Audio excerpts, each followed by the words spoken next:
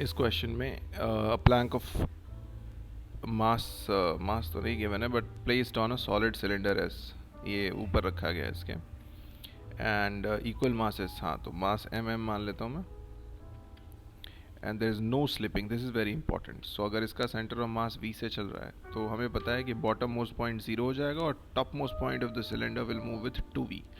अब top most point और Planck के बीच में कोई स्लिपिंग नहीं हो रही, तो जो अपना प्लैंक है वो भी 2v से चलेगा।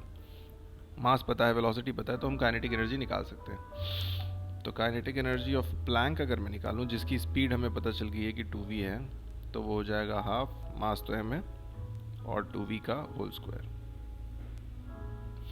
ये आ गया हमें 2mv²। अब आते हैं काइनेटिक एनर्जी ऑफ सिलेंडर पे, because cylinder has two motions. एक तो सेंटर ऑफ मास ट्रांसलेट कर रहा है तो हाफ mv/cm, और it is also rotating about centre of mass, so half i⍵² भी होगा, ये ICM ही होगा, है ना।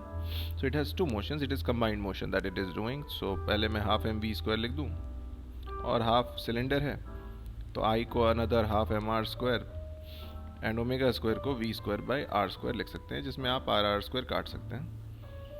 तो 1/2 + 1/4 v², this is what we are getting, so this is going to be 3/4 mv²।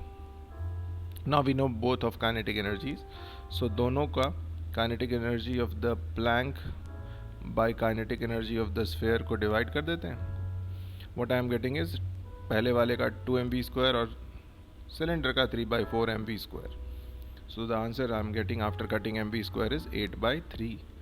देखते हैं कौन सा ऑप्शन करेक्ट है। यहाँ पे option number she says 8/3 which is the correct option.